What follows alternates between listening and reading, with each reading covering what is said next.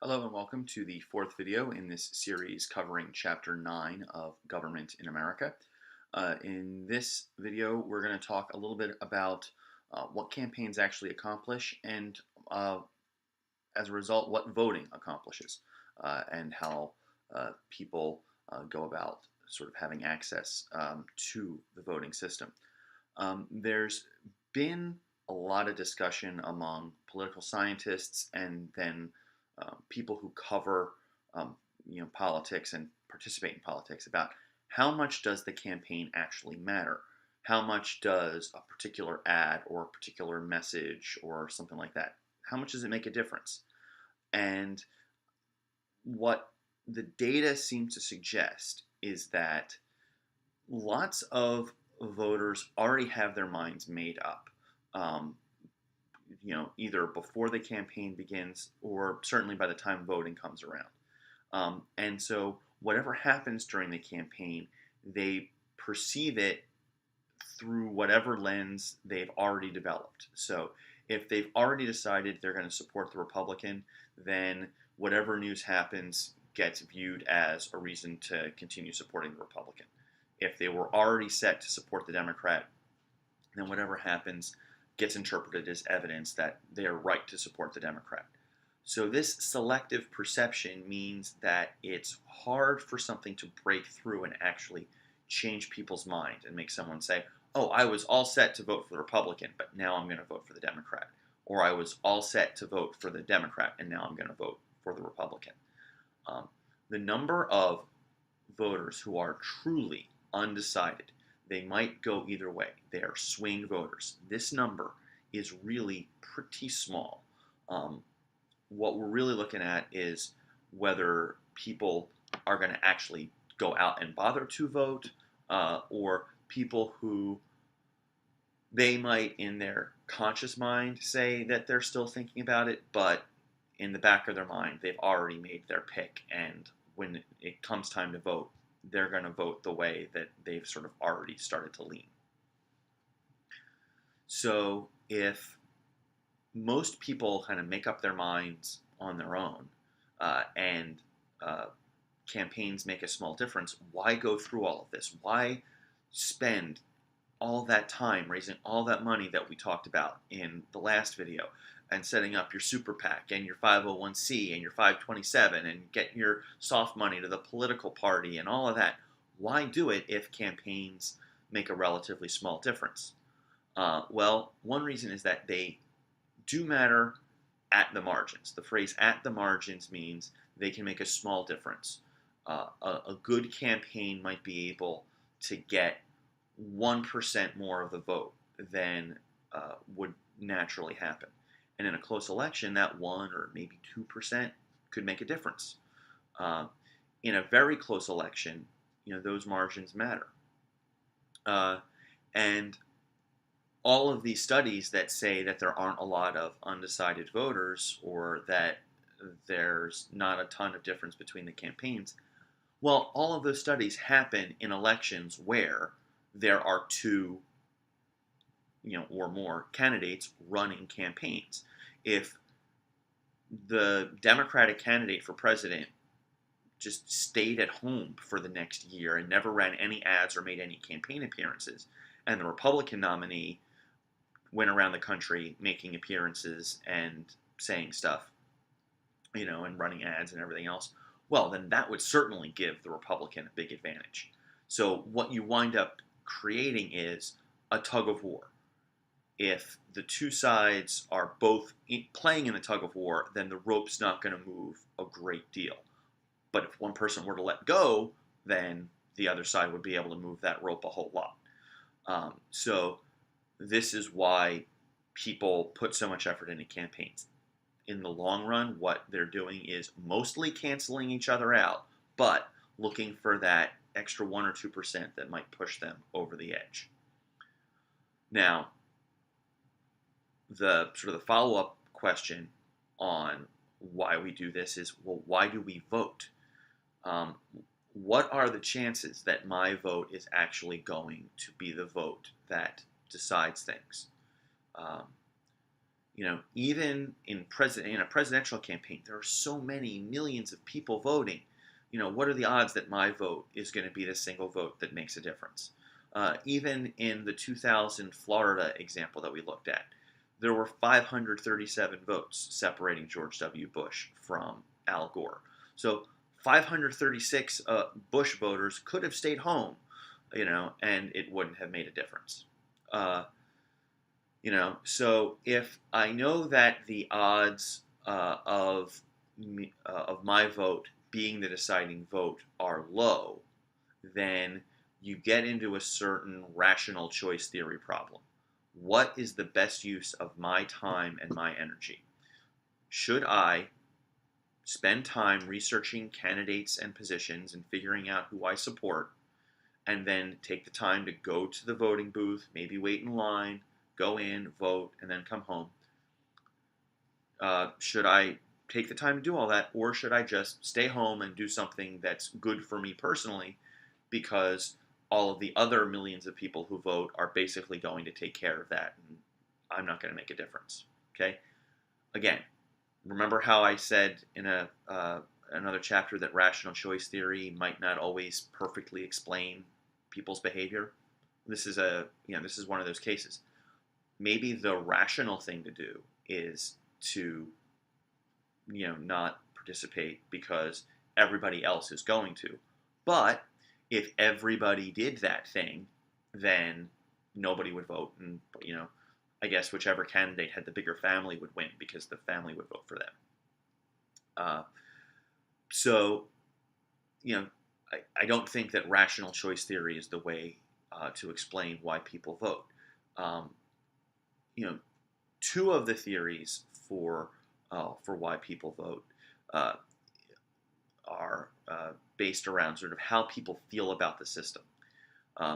There's this notion of something called political efficacy, which is the notion that I can make a difference. I can be effective, which is where the efficacy comes from. I can be effective in politics and government. If I be informed and I act, then I can make things different than they would have been if I had just stayed home and done nothing.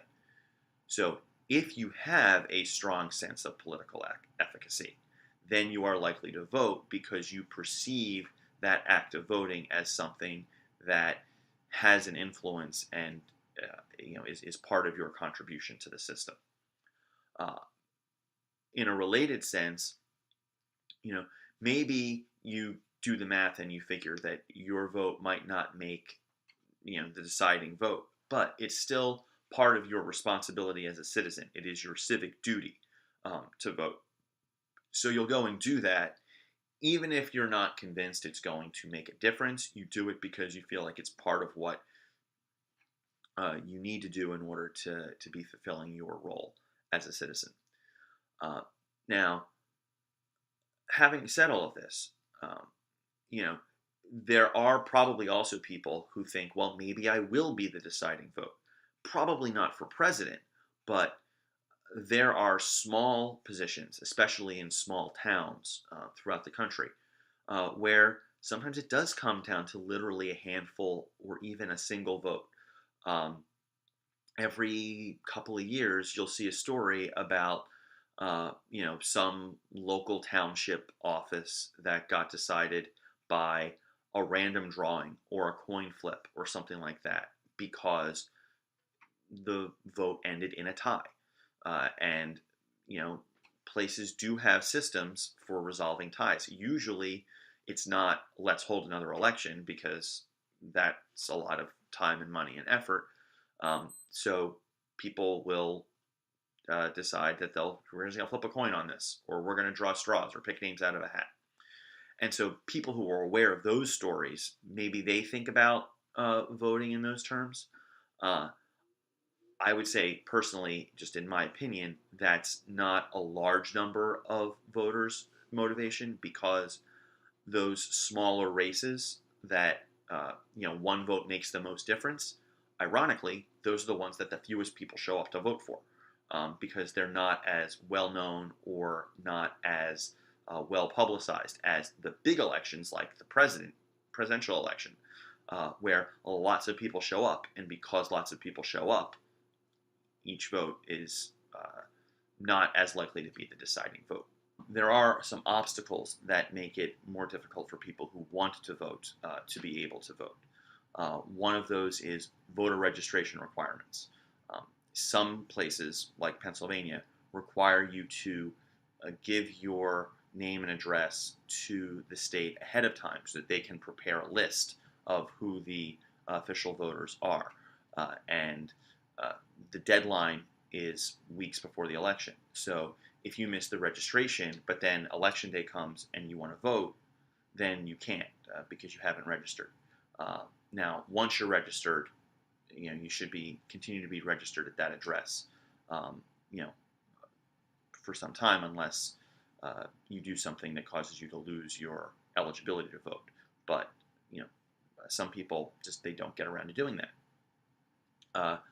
Another obstacle is that our general elections, especially, are scheduled during the week, usually on Tuesdays, which dates back to sort of traditions and when it made the most sense, a couple hundred years ago, and we just haven't gotten around to changing. Now, weekday voting makes it hard for a lot of people because they're working during most of the hours that the polls are open, and then everyone tries to rush and get there at the end, and maybe they can't. So weekday voting can make turnout lower. We have a lot of elections in America. Other countries that have higher voter turnout hold elections for fewer offices. So the voters in those countries only have to pay attention to a smaller number of candidates and elections, and so it's a little easier for them to get involved. In the U.S., just on the federal level, we vote for president, senators, and representatives. Then when you get to the state level, in Pennsylvania, we vote for a governor and a state legislature, several other officials from the government, including the state treasurer and the state auditor general, both of whom have roles with how the state spends money, but we need two of them. And we also elect judges. So people have to figure out, there might be 20 people running for 7 spots on the court bench. And that's a lot. It's overwhelming for some people. There are people that you've never heard of. You're trying to figure out if they'd be good judges or not. So that can cut things down. In recent years, we've put some laws in some states that require official IDs in order to be able to vote. And there are some people who don't have access to official driver's licenses or non-driver photo IDs, and that creates an obstacle to voting. There are some places that don't have enough voting machines, or their voting machines don't work, and so that creates longer lines because there's fewer available machines, and the longer lines mean some people have to give up and they're not able to vote. I mean, we have people waiting hours in line to vote, and that's great, but not everybody can do that. So in the effort to reduce those obstacles, we have different laws and different proposals. One of the most significant was the Voting Rights Act of 1965, which tried to eliminate any laws or structures that were in place that made it harder for members of minority groups to vote. The Supreme Court recently weakened the Voting Rights Act, but parts of it are still in effect. The Motor Voter Act of 1993 tried to set things up so that when you went to get your driver's license, you could automatically be registered to vote, so you didn't have to worry about forgetting it. And then recently, some states have decided to allow for early voting. So they have the official election day on the Tuesday, but they also have some extra days ahead of time, on weekends or whatever, so people can go to vote. So we'll see how these play out and what other efforts might be made to improve voting access. And we'll close out here with these questions for further thought and discussion.